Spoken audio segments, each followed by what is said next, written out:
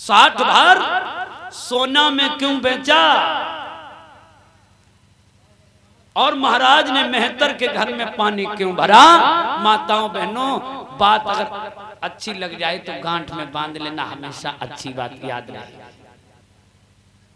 अब मैं आपको हरिश्चंद्र की वो कथा नहीं सुनाऊंगा जो पूरी कथा को सुनाया जाए। ये तो आजकल हर जगह बज रही कैसेटों पे है, सब लोग जानते हैं कि 60 बार सोने के पीछे काशी में बिक गए, बेटा मर गया, ये सब तो सब जानते हैं। मैं आपको मात्र हरिश्चंद्र की कथा से 2 बातें बताऊंगा, उसके बाद आरती प्रसाद। मेरे प्रिय भाइयों,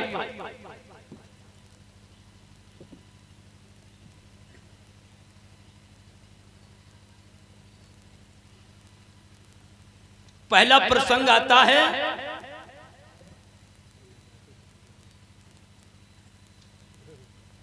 साठ भार सोने में क्यों बेचा? एक शास्त्र, एक प्रमाण मिलता है। एक राजा हुआ है, कौन? महाराज हरिश्चंद्र। यही हरिश्चंद्र। इन हरिश्चंद्र की रानी जिसका नाम है सभ्या, जिसे तारा भी कहते हैं, इसी तारा और हरिश्चंद्र के भाइयों कोई संतान ना हुई। जब संतान ना हुई तो राजा बड़ा मलिन हो गया, जंगल में मरने के लिए गया। एक वृक्ष के नीचे बैठ करके हरिश्चंद्र बहुत रोए, बहुत रोए। काहे विधाता, इससे अच्छा तो मर जाए। मरने के लिए, आहुति देने के लिए जब हरिश्चंद्र खड़े हुए, वरुण भगवान प्रकट हो गए।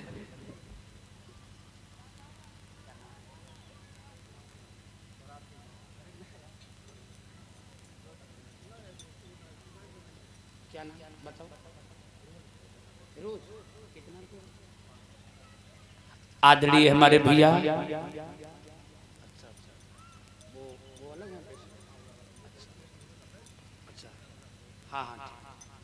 हमारे भैया फिरोज ठेकेदार, जिनके द्वारा 501 रुपए हमें 50-50 मुद्राओं से समस्त साथियों को सम्मानित किया गया है। फिरोज भैया ठेकेदार जी के द्वारा 501 रुपए से हमें साथ में 50-50 मुद्राओं से हमारी शिष्य मंडली, हमारे साथियों को सम्मानित किया गया है।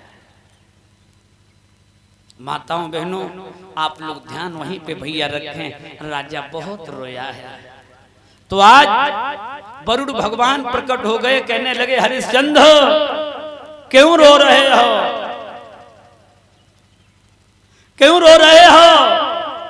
कहने लगे महाराज सुनो, अरे बेटा के बिना आंगन सूनो, नाए बात अमा बस पूनो।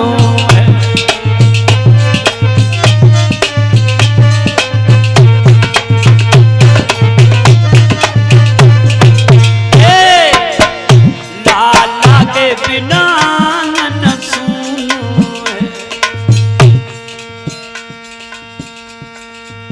अब नाए बात अमा बस पूनो है।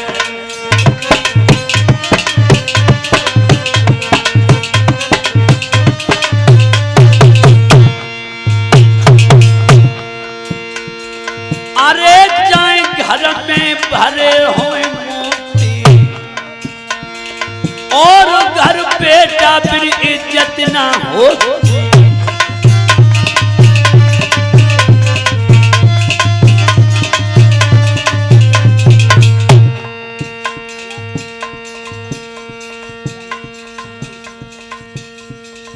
ये हमारे भैया, आदरणीय हमारे भैया श्रीमान राम सिंह यादव ब्लॉक प्रमुख ककवन से, जिनके द्वारा 501 मुद्राओं से साथ में पुष्प के हार से भैया के द्वारा हमें सम्मानित किया गया है। बड़ा स्वागत सम्मान मिलता है। इधर हरिश्चंद्र कह रहे हैं प्रभु अरे लाख भरे हुई मोती और बेटा बिन शोभा ना हो।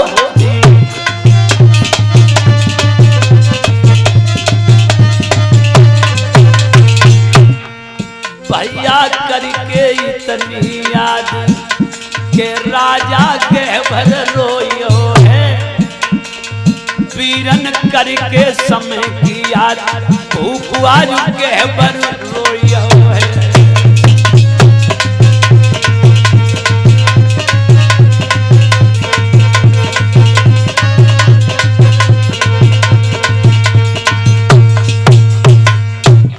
आज प्यारे भाइयों महाराज हरिश्चंद्र कहने लगे प्रभु हमारी रानी की इच्छा थी घर में एक लाला हो जाता, भले ही जन्म लेने के बाद में मर जाता। यही बात वरुण भगवान ने पकड़ ली, कहा जाओ तुम्हारे एक बेटा होगा, लेकिन ऐसा करना उस बेटा को हमारे नाम से हवन में चढ़ा देना, भेंट कर देना। कहा ठीक। राजा घर लौट आया और कुछ समय के बाद में रानी तारा के उदर से एक बेटी का जन्म हुआ। बेटे की छठी हो गई। 5-6 दिन के बाद में वरुण भगवान पदार्पण करते कहते ऐसा करो अब यज्ञ करवा दो। राजा कहने लगा भगवान अभी हाली बात है, जाके मैया रो रो के मर जाएगी, ऐसा करो जाके दांत निकल आए, तब तक थोड़ा मुंह अलग हो जाएगा, फिर हम करवा देंगे। लौट गए। जब बच्चे के दांत निकल आए फिर आए, हरिश्चंद्र झूठ बोल गए कि भगवान ये वाले दांत थोड़ी, ये दांत टूट के गिर जाए, ये तो दूध के दांत हैं, दूसरे दांत निकल आए। तब फिर वरुण भगवान लौट गए। फिर कुछ दिन के बाद में आए। मतलब कहने का ये हरिश्चंद्र झूठ पे झूठ बोल रहे। वरुण भगवान कहने लगे जाओ अब की बार तो मैं छोड़ रहा हूं, लेकिन अब की जब आऊंगा तो तुम्हें यज्ञ करना होगा। ये कह करके चले गए। टाइम दे दिया। और इधर अब हरिश्चंद्र को बहुत बड़ी चिंता लग गई कि मेरा लाल सयाना हो गया और जिस बच्चे का नाम रोहित रखा गया, अब रोहितास आंगन में सयाना हो गया। अब बड़ी चिंता लगी हुई है कि जाकी मैया रो रो के मर जाएगी, हम इसे कैसे चढ़ा दूंगा यज्ञ में, हवन की कैसे भेंट कर दूंगा।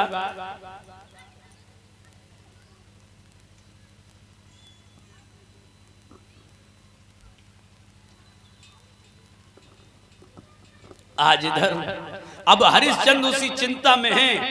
वो इधर एक राजा हुआ जिसका नाम अगाजीत है। अगाजीत महाराज के यहाँ समय का चक्र आ गया भैया, सूखा पड़ गई, दरिद्रता आ गई। परीक्षित जी शनि देव का प्रकोप उसके ऊपर हो गया। अच्छा शनि का जिसके ऊपर प्रकोप होता है फिर भैया 3 का 13 हो जाता है। एक दिन शनि भगवान कैलाश पर्वत पे गए तो भोले बाबा के पास पहुंचे। भोले बाबा ने हंसी हंसी में कह दिया है शनि तुमने सबके घर में जाके फूटन डलवाई होगी, कैलाश पे आए होगे ये सोच के कि भोले बाबा के घर में विघटन करा दें, हमारे घर में कुछ नहीं करवा पाओगे। शनि देव ने कहा वो तो वक्त बताएगा। भोले बाबा ने कहा तुम हमारा क्या बिगाड़ोगे, हम लगा लेंगे समाधि और पार्वती को मायके पठे देंगे, नांदिया को जब पर्वत पे छोड़ देंगे, क्या बिगाड़ोगे। शनि देव कान लगे भोले बाबा अब जब हम आए ना तब वहीं तुम 3 जगह बहुत चाहता और जब हम आ जाए तब कौन दशा होगी।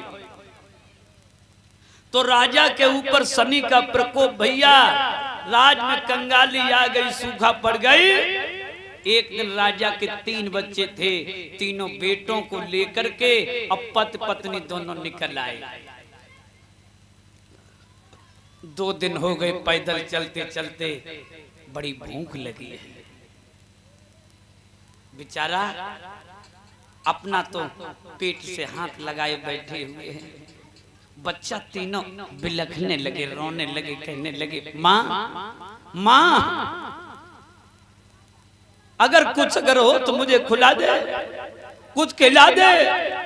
मैया आज 5 दिन होने जा रहे, तू रोज कहती है कि कल भोजन कराऊंगा, कल तुझे भोजन कराऊंगी, लेकिन माँ सहारा सहारा में आज 5 दिन हो गए, मेरे प्राण निकल गए, कुछ दे दे।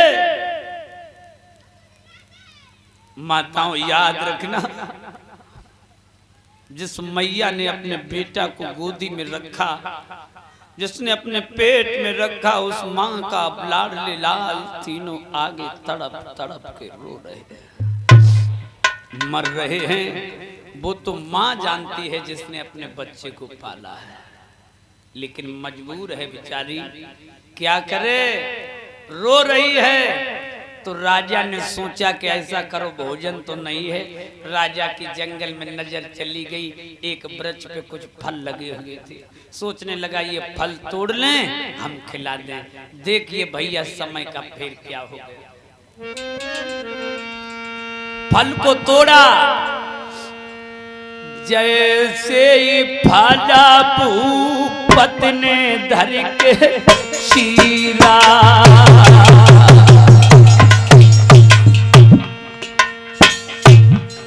राजा ने जैसे फल को धर के चीरा, बच्चों को बांटने के लिए, भैया समय का फेर था। अरे जैसे फल भूपत धारी चीरा, और फल के भीतर निकाले हैं खीरा।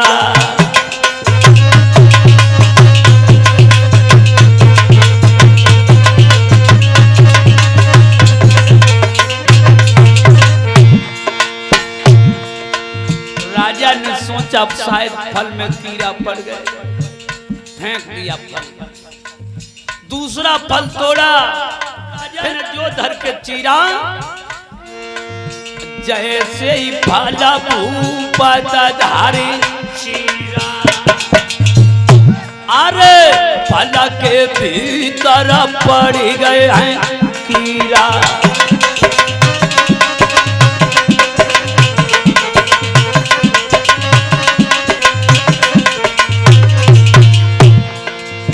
आज राजा देखता है, बहन बेटियों भाइयों, पहले फल को चीरा, उसमें कीड़ा, दूसरे में कीड़ा। राजा ने 2-4 फल तोड़े, सब में कीड़ा। राजा समझ गया समय का फेर है, समय अच्छा नहीं है, हमारे लिए नहीं बने। अब राजा ने सोचा इस वृक्ष के पत्ता तोड़ करके इन्हें पीस के पिला देने की प्यास शांति हो जाएगी। राजा ने वृक्ष की ओर जैसे ही हाथ किया,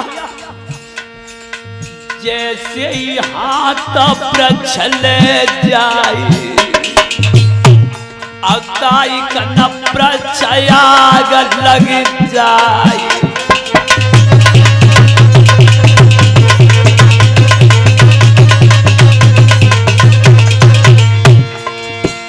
लेकिन याद रखना भैया, आदमी का जब समय बदल जाता है, गलत समय आ जाता है, तो फिर कोई साथ देने वाला नहीं होता।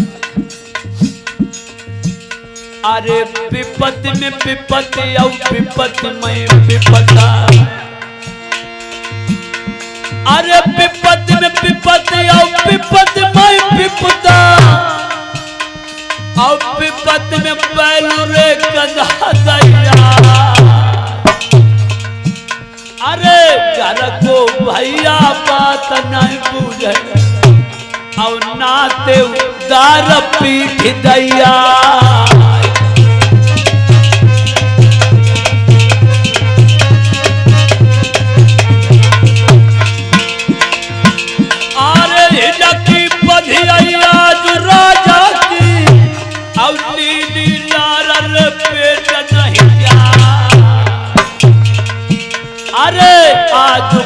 मुसीबत है रे राजा पे, दिल में एक आवे गजा।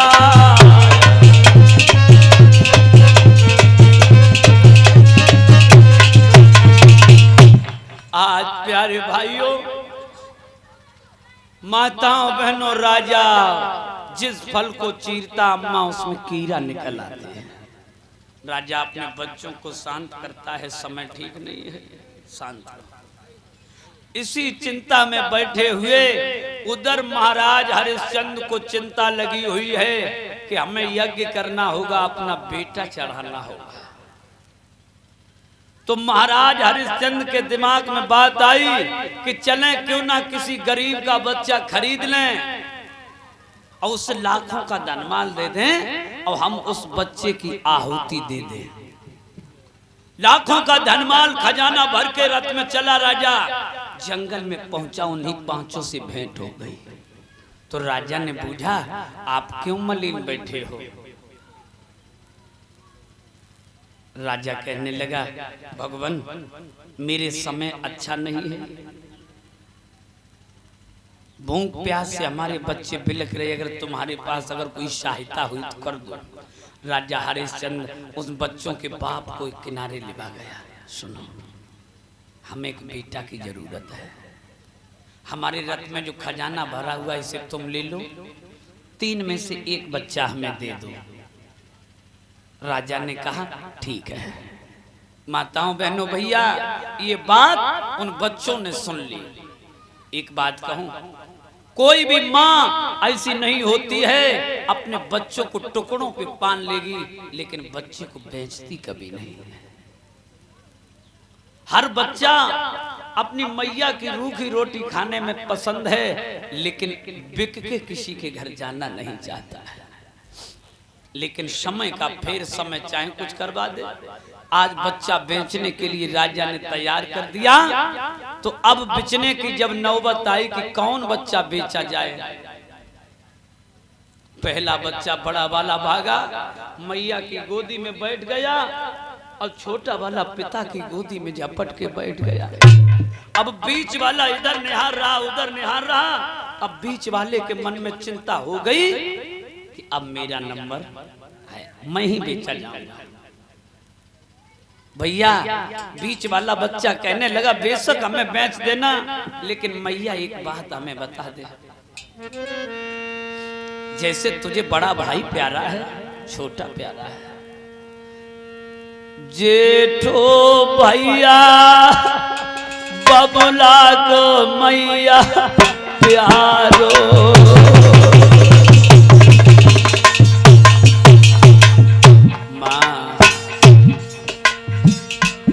अरे जेठो भैया बबुला को प्राणन प्यारो, छोटो तेरी आँखें को अम्मा तारो।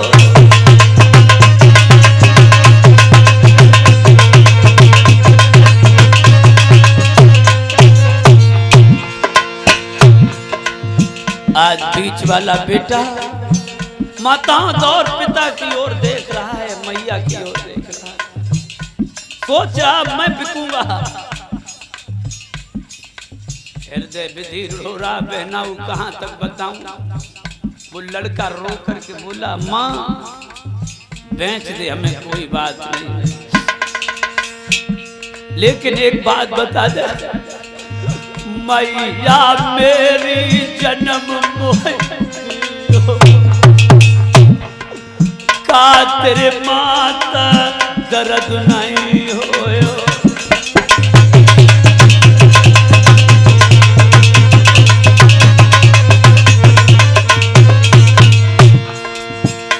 माँ जेठे भैया को जन्म दिया तेरे दर्द हुआ, छोटे भैया को जन्म दिया तेरे दर्द हुआ,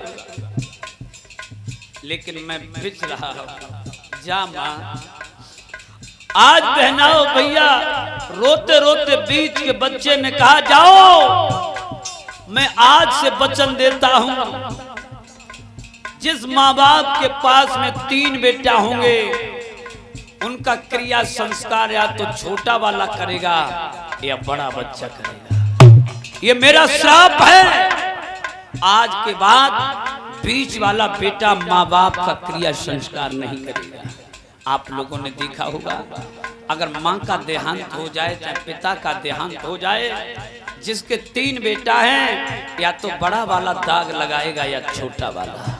यही तो है ना बहना। दुखिया ले गो करम लपेटा और राजा ने बेचो बीच को बेटा।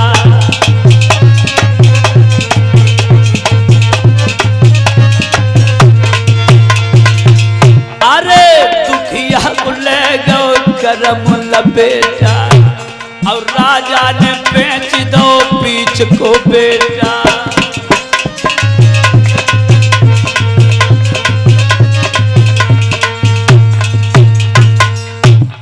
राजा हरिश्चंद्र बीच वाले बेटा को माताओं लेकर के रथ में से खजाना दे करके चले आए। इधर जब यज्ञ हुआ तो उस यज्ञ पे विश्वामित्र भी आए हैं। जिस समय वो बेटा लाया गया तो विश्वामित्र कहने लगे, खामोश, हरिश्चंद्र ये तुम्हारा बेटा नहीं है, ये तुम्हारा रोहित नहीं है। अरे किस गरीब का बच्चे को तुम बलि दे रहे हो? अरे कौन है इसके माँ बाप मूर्ख जिन्होंने धन के लालच में अपने बच्चे की मौत के घाट उतार दिया? उसी सभा में इंद्र बैठे हुए थे, कहने लगे, विश्वामित्र जी पहले इस बच्चे का पता सुन लो। ये तुम्हारे बहनोई का बच्चा है, ये तुम्हारा भांजा है, ये बच्चे को तुम्हारे बहनोई ने बेचा है। विश्वामित्र को ये बात अच्छी नहीं लगी। परीक्षित जी विश्वामित्र उस सभा से उठ गए, झपट के गए अपने बहनोई के घर। दोनों भांजे आ गए। विश्वामित्र ने कहा, बहन हमारा तीसरा भांजा कहाँ है? बहन कहने लगी, भैया कमजोरी के कारण राजा हरिश्चंद्र खरीद ले गए। कितने में खरीदा? 60 बहार सोने में। विश्वामित्र ने प्रण कर लिया, जाओ हरिश्चंद्र तुमने हमारे एक भांजे को खरीदा है इतने में, तो मैं भी प्रण करता हूं अगर मैंने तुम्हारा पूरा परिवार ना अगर इतने में अगर दरबदर कर दिया तो मेरा भी नाम विश्वामित्र नहीं है। ये पहला प्रमाण हमने आपको बता दिया। महाराज परीक्षित जी बस यही दुश्मनी मान लो चाहे कुछ मान लो, महाराज हरिश्चंद्र ने विश्वामित्र के भांजे को खरीदा था। जितनी दौलत में खरीदा था उतने ही में विश्वामित्र ने पूरा परिवार बेच दिया। समय के अभाव से हम आपको दूसरी शंका और समाधान कर दें कि महाराज हरिश्चंद्र ने कालू नाम के मेहतर के यहाँ क्यों भरा है पानी?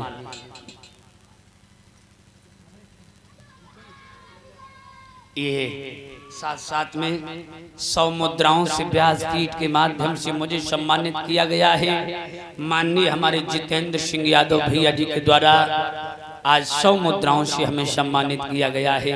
भगवान सदैव सुख शांति प्रदान करें। मेरे प्यारे भाइयों, अब हम आपको एक शंका और समाधान करते हैं। महाराज ने मेहतर के घर पानी क्यों भरा? प्यारे भाइयों, थोड़ी देर का और प्रसंग है, बड़ी शांति के साथ में आप लोग सुनेंगे। परीक्षित जी जिस समय महाराज त्रिशंकु, हरिश्चंद्र के पूर्वज त्रिशंकु जिस समय राज्य करते थे और त्रिशंकु के बाप, ऐसा हुआ त्रिशंकु शादी के योग्य हो गए। एक समय की बात है, एक राजा हुआ जिसका नाम सिंहराज है, जाकी बेटी का नाम है कमला। उस राजा के नगर के चारों ओर एक सिंह पहरा देता था, उस नगर की रक्षा करता था। बेटी हो गई सयानी। एक दिन राजा ने मंत्री से सलाह मिलाई कि मेरी बिटिया के योग्य कोई वर बताओ। आज भैया और ये हमारे भैया कमलेश यादव गांव अंतबा से आए हुए, जिनके द्वारा 100 मुद्राओं सम्मानित किया गया है। प्रिय भाइयों, आज इधर तो मंत्री ने कहा एक खत लिख दो, जो वीर आकर के उस शेर को पछाड़ देगा वही बेटी के साथ में विवाह करेगा। चारों तरफ खत वितरण हुआ। पत्र जिधर जाता है जो पढ़ता है तो पत्र को वापस कर देता है। वो पत्र जिस समय अयोध्या में पहुंचा है, त्रिशंकु के बाप ने जिस समय खत पढ़ा, उन्होंने देखा कि लड़ाई दूल्हा की शेर से है। सोचने लगे हम ऐसा विवाह नहीं करेंगे, कहीं शेर ने हमारे बेटा को अगर मार दिया तो हमारा इकलौता बेटा है, बेटा से हाथ धो बैठूंगा। पत्र को वापस कर दिया और इधर त्रिशंकु घोड़ा पे सवार होकर के आ रहा, इधर नौकर चिट्ठी को लेकर के जा रहा। अरे तब आई रहो है बलधारी,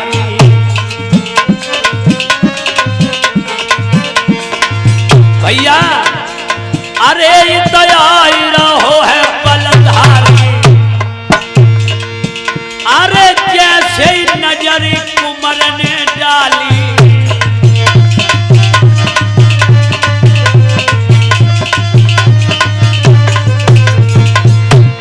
सुतकी हुई गई बचुर छाती, ताई खन लई कुमर ने पाती।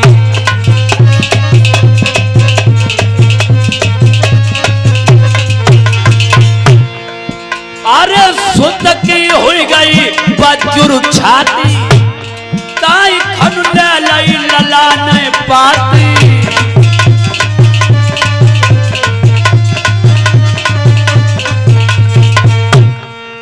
आज भैया मेरे प्यारे भाइयों खत को लेकर के वापस लौट के आया। अब बाप अपने बेटे को समझा रहा, लाला मैं तेरे लिए कोई सुंदरी ढूंढ दूंगा, कोई अच्छी सी राजकुमारी, लेकिन इस जगह से हम तेरा विवाह नहीं करेंगे। त्रिशंकु कहने लगे पिताजी अरे तुम अयोध्या से चिट्ठी लौट के जाएगी, अपमान होगा। बेटा नहीं माना। माँ बाप ने नगर निवासियों को बुलाया, परीक्षित जी बेटा को दूल्हा बनाया गया है। बारात सजी। अब बारात जिस समय राजा बेटी वाले की सीमा पे पहुंची, पूरी बारात रुक गई। कमला के बाप ने खबर भेजी कि दूल्हा की लड़ाई शेर से करवा दो, अगर शेर मर जाएगा तो हम बेटी विवाह देंगे। महाराज त्रिशंकु जिस समय चले हैं, बाहर हमारे देश का जवान शेर को युद्ध में पछाड़ दिया। जब शेर को पछाड़ा, राजा को गर्व हो गया, अभिमान आ गया। ए भैया अभिमान के खातिर जिस समय आगे बढ़ा, क्या देखा, एक सड़क के किनारे एक खेत में गाय चर रही। खेत में अरे सुनो सभा के भैया, अरे किस्मत राजा की छोड़ी गई।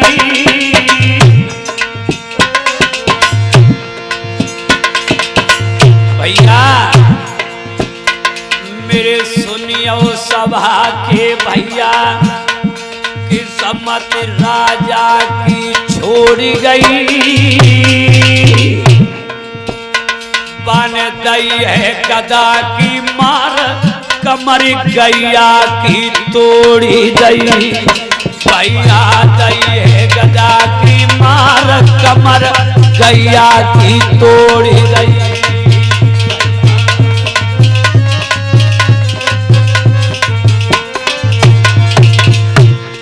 गाय जमीन पे गिर गई तो उस गाय ने कहा, ओ राजन सुनता जा मेरी भी, तूने हमें निर्भय होकर के मारा है, मेरा कोई दोष नहीं था।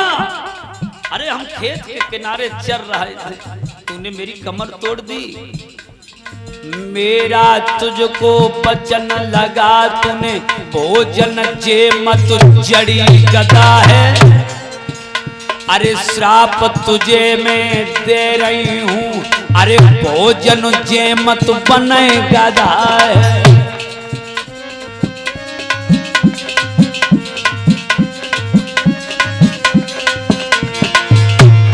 भैया गाय ने श्राप दे दिया, जा जैसे तूने मेरे गदा का प्रहार किया, वो राजन आज के बाद पहला भोजन का कौर करेगा गधा बन जाएगा। तब तक व्यासपीठ पर हमारे भैया नरेंद्र सिंह यादव अध्यापक जी, जिनके द्वारा हमें 100 रुपए से सम्मानित किया गया है।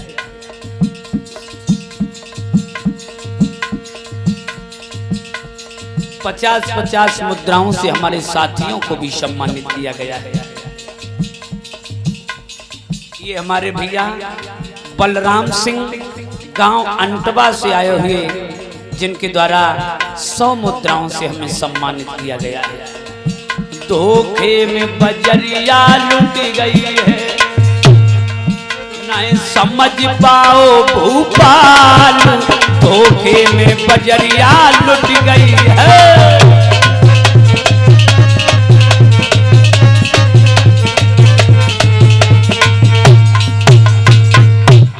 अब गाय का लग गया श्राप। इधर भाइयों गाय का लगा श्राप, अब राजा लौट के आ गया जनवास में। इधर माताएं बहनें देवियां भैया थोड़ी देर और शांति का सहयोग देंगे। 10 मिनट की और कथा है, उसके बाद में आरती प्रसाद लेकर के अपने अपने घर के लिए जाएंगे। आज इधर अब राजा लौट के जनवास में आ गया। बारातियों का बड़ा हंसी खुशी का माहौल है कि शेर मर गया, अब तो शादी होगी ना। लेकिन राजा का चोला चैन में नहीं है। शाम को द्वार चार हुआ, ए भैया सबको खिलाया गया, भोजन कराया गया। अच्छा, आप लोगों ने एक बात देखी होगी, पूरी बारात जब भोजन कर ले तो भोजन करने को कौन रह जाता है? दूल्हा। दूल्हा को बहनोई, ज्यादा से ज्यादा उसका बाप या मंजिया, यही लोग। तो दूल्हा को बिठाया गया भोजन के लिए, थाली रखी गई तो सबने कही लला भोजन करो। अब दूल्हा कह रो हमें भूख ना लगी। परिचर जी शाम तो टल गई, बहुत सवेरो कन्यादान हुआ, पंपजी हुई, भावने पड़ी, नंबर आ गया कलेवा। अब कहाँ जाओगे निकल के? तो आसन पे बिठाया गया। अब माताएं बहनें आई रही, जौन रसगुल्ला दे रही। अब जो कह दे तो हम ना खाए, हमारा पेट ना ठीक है, बारी बारी से मना कर दे रहो। एक कान लगी ऐसो करो, बिटिया की अम्मा को बुलाओ। सास आई, कान लगी लला काय को अपमान कराए रहे हैं, कछ मांगो चाहो तो मांग लो, नाराज काय हो रहे, भोजन करो, तुम कल के आए तुमने कुछ नहीं खाया पिया। अब बार बार कह रो ना। दो लड़किनी गांव की ठाड़ी रहे, कान लगी अम्मा हम बताएं काय ना खाए रहो, जाके बताओ, या तो जाके मुंह में दांत ना, या जाके पेट में आंत ना, और ताई से जो खातना है। आज जो लगी भाई कही, कान लगे लाओ। अरे भैया जो पहले कौर तोड़ो, गाय का श्राप बन गया गधा। अब 4 पाई से नीचे खड़ा हो गया। जे छोटे छोटे बच्चा, इन्हें तो तुम मीडिया मान ले। ए लड़का गली में भाग के कान लगे, भैया दूल्हा गधा बन गो, दूल्हा गधा बन गो।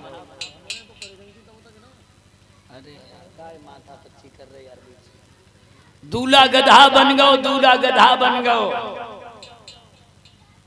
जनवासे में खबर पहुंची, दूल्हा के बाप ने कही के भैया पड़ोसी से पूछी, जे यहाँ के लड़का का कह रहे कि दूल्हा गधा बन गो। कई चलो चल के देखें, और जो पहुंचे तो देखो कि गधा ठाड़ो नीचे। अब बिटिया को बाप आए कान लगो, क्यों समझी साहब ये अच्छा नहीं किया था। ये बताओ जब तुम्हारा लड़का गधा बन लेता था तो जा से कह देते कि आज ना गधा बन, तो घर जाए बन ले तो गधा वह खेत हार निकल जातो यही बनने को। कहने लगे भैया मेरे सामने की बात नहीं, पता नहीं क्या होगा जिंदगी में पहली बार। लड़की का बाप कहने लगा ऐसा करो समझी साहब खैरियत चाहते हो तो आप लौट जाओ, अब मैं अपनी बेटी को विदा नहीं करूंगा। लौट आए, लेकिन गधा को वहीं छोड़े आए। तब तक बेटी कमला आ गई, कहने लगी माँ इन्हें मत भगाओ, मेरी भावना पड़ चुकी, मेरा विवाह हो चुका है, अब मैं अपनी जिंदगी इसी के साथ में काटूंगी। लड़की की माँ कहने लगी पागल हो गई क्या, मैं तुझे अच्छा सा कोई राजकुमार ढूंढ दूंगी। कहने लगी नहीं। तो मैया क्रोधित होके कहने लगी ऐसा कर अब तो निकल जाओ, जा गधऊ को ले जाओ, तेरो जो मन हो सो जाए के कर। ए भैया अब चली है बेचारी, ए जी दर दर की मांग रही भी, गधा को द्वारे द्वारे ले जा रही, अपनों पेट भर रही, बाऊ को खवाई रही। बाहरे हमारे देश की बहन बेटी ए जी दर दर की मांग रही भीख, अरे राजा की राज दुलारी,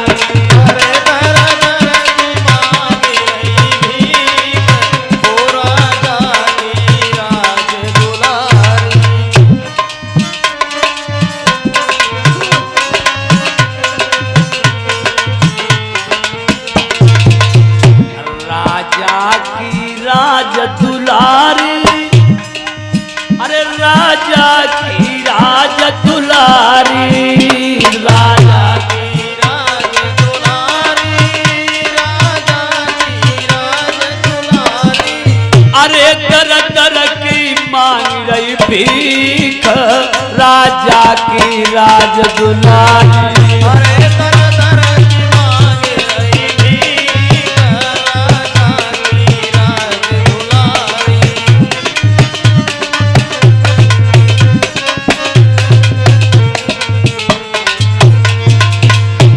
अब बेचारी दरवाजे दरवाजे पे पहनाओ गधा के पीठ पे मांग रही है।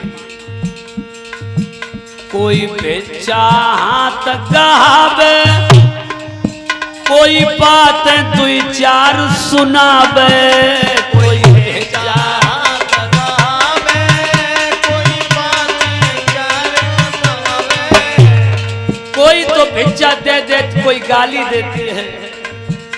बताऊं आदमी का जब समय खराब होता है तो फिर आदमी जो चाहता वैसी कहता है।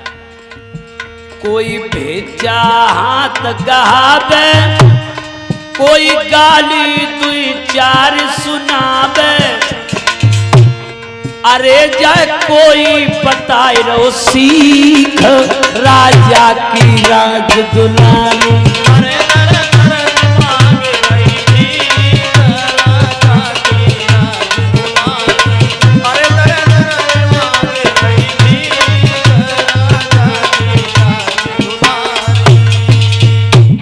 कोई कुछ कहती कोई कुछ। आज भैया अपने गधा को उसी पति को लेकर के काशी के राजा के यहाँ मजदूरी करने लगे। काम मिला क्या, इधर का सामान उधर, उधर का इधर लाना, सब मजदूर लगे हैं। ए भैया अब ये क्या करती है माताओं, माता जी जो वजन है अपने सर पे रखती है, गधा पे हाथ धर लेती है, चली जाती है। अब देखने वाले कहते हैं पागल है बिल्कुल है, जाके संग में गधा है, खोपड़ी पे वजन धरे है। एक दिन राजा का आगमन हो गया, राजा ने देखा तो राजा कहने लगे बेटी पागल हो गई क्या, ये बता तेरे साथ में गधा है, जो वजन अपनी खोपड़ी पे धरे है, ये वजन जाई गधा पे न धले। अब बेचारी ने वजन उतार के धर दिया, कहने लगी महाराज तुम्हारी नजर में गधा, ये मेरे पति है, ये अयोध्या नरेश त्रिशंकु हैं, इन्हें कोई श्राप लग गया किसी कारण, बस किसी गलती से इनका शरीर गधा का हो गया। राजा ने काशी के विद्वानों को बुलवाया कि भैया देखो, सोच विचार के बताओ इस राजा का शरीर पुनः कैसे वापस होगा। विद्वानों ने बताया, जो पतिव्रता माताएं हों अपने पतिव्रत धर्म के बल पति पर लोटा उतार के पानी डालती जाएं, जाकि काया बदल जाए। राजा ने पूरी काशी में फेरा लगवा दिया, जितनी माताएं हों सब आ जाओ। सब आई स्त्रियां, अब पानी भर भर के अपने पति को सामने खड़ो करके उतार के चरण छुए के पतिव्रत धर्म से डालती, काया बदलती चली गई। सब काया बदल गई, इतनी रह गई पूंछ। अब फिर बात मामला गड़बड़ हो गया भाई, पूरा शरीर बदल गया, पूंछ रह गई, अब इसे कहां ले जाए। राजा ने कहा ऐसा करो, एक बार फिर फेरा लगवा दो, शायद कोई मिल जाए। कोई नहीं मिला। एक नौकर कहने लगा, महाराज एक महत रानी है, अगर इच्छा हो तो बुलाऊं उसे। कहा बुला। महत रानी आई। महत रानी कहने लगी, पहले हमें महाराज से दो बातें कराओ। अब उन्हीं से जिनकी पूंछ रह गई, कहा महाराज हम तुम्हारे ऊपर पानी डाल तो देंगे, हम बूंद डालेंगे, लोटा नहीं डालेंगे। जितने बूंद चढ़ जाएं उतने ही दिन तक हमारे घर में पानी भरोगे, हमारा काम करोगे। राजा ने कहा जाओ, तुम्हारे घर में पानी भरा जाएगा, या तो मैं भरूंगा या हमारा बेटा भरेगा, लेकिन तुम्हारा कर्जा चुकाया जाएगा। जैसे ही उसने महत रानी ने बूंद डाले हैं, पूंछ गायब हो गई, सारा शरीर बदल गया। आज महाराज ने उससे कहा जाओ, मैं तुम्हारा कर्जा जरूर उतरवा दूंगा। बहनाओ, आज महत रानी चली गई काशी में, और इधर महाराज अपनी पत्नी को लेकर के घर चले जाते हैं। उन्हीं के लाल हुए हरिश्चंद्र। तो हरिश्चंद्र ने अपने बाप का कर्जा उतारा था, इसीलिए उस महत रानी के घर में पानी भरा।